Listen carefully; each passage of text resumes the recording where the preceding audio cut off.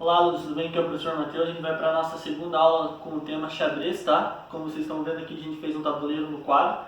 Tem algum nome de algumas peças que o professor vai falar para vocês depois no nosso alongamento para dar início na nossa atividade de hoje, beleza? Vamos começar. Nosso alongamento 10 segundos e os polichinelos 20. Vamos lá?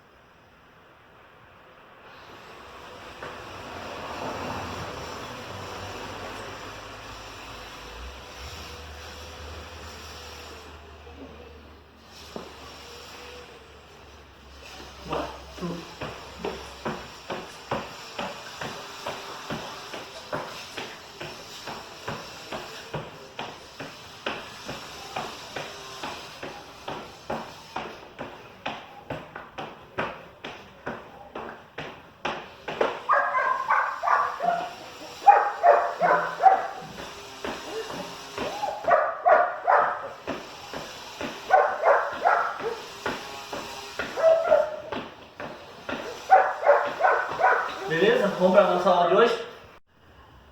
Então, alunos, como o professor tinha falado na aula passada, o xadrez ele foi criado no qual século? No século VI.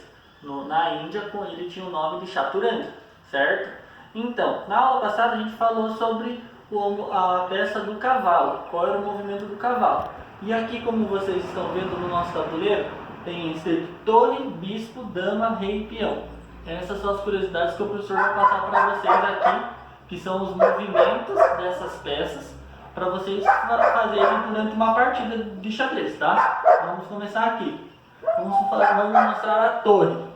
A torre, ela é uma peça que ela fica sempre nas pontas, tá? São duas torres.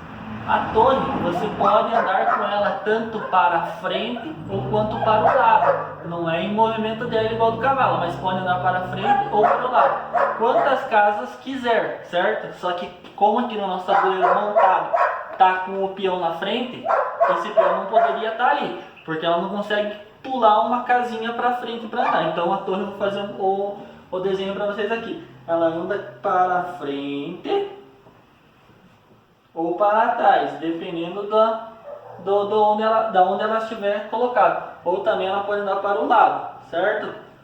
Para frente e para trás, certo? Esses são os movimentos da torre. O bispo é a mesma coisa. No caso assim, ele anda na diagonal. Porém, como vocês estão vendo aqui, tem um peão no nosso tabuleiro.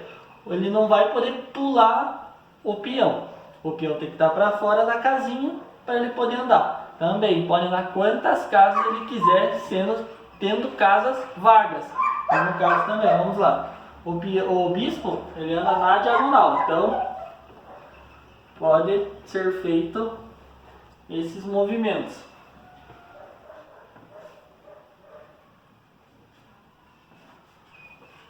A dama, ela também, se tiver peça na frente, ela vai capturar, no caso aqui, como se fosse o peão adversário, ela poderia capturar. Mas ela pode andar para qualquer direção, quantas casas ela quiser. Então eu vou mostrar para vocês aqui.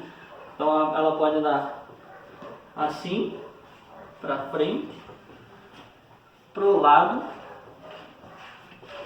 e também nas diagonais. Certo? O rei,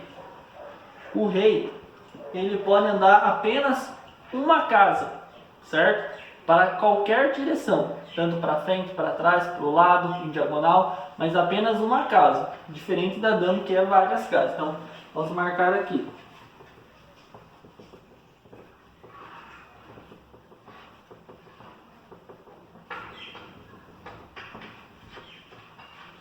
E os peões? Os peões são 8 peões durante o jogo, no caso.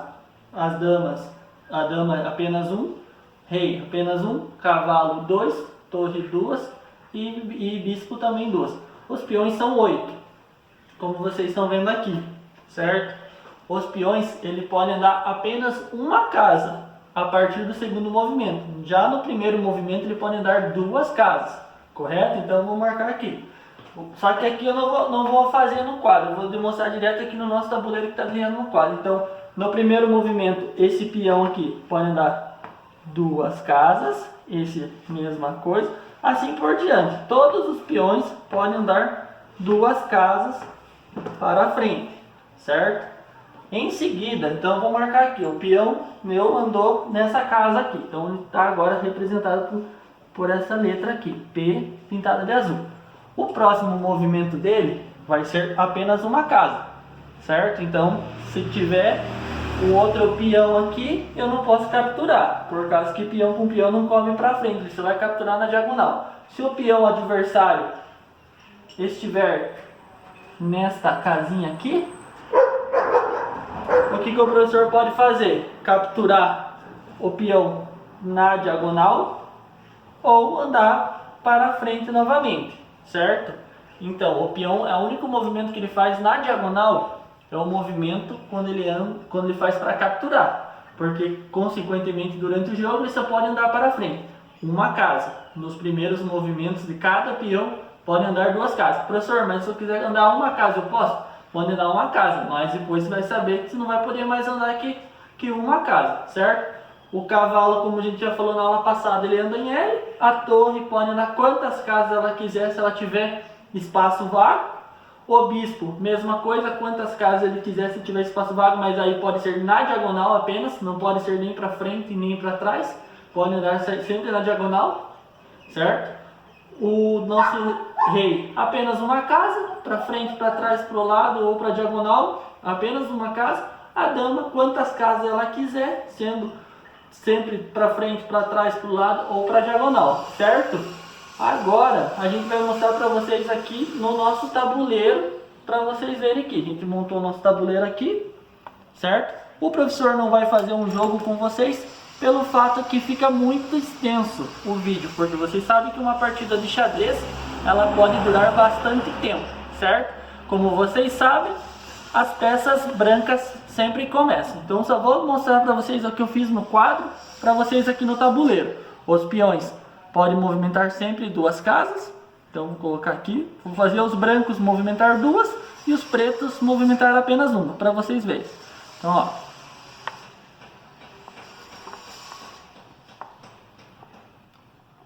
uma pergunta se vocês verem, professor, eu posso sempre mexer, digamos, um peão, depois outro peão, depois outro peão? Não, vocês podem mexer qualquer peça, sendo que vocês tiverem espaço para mexer. No caso, se eu quisesse mexer o meu cavalo aqui, eu poderia mexer o cavalo. Então, como vocês sabem, peça tocada, peça mexida, tá?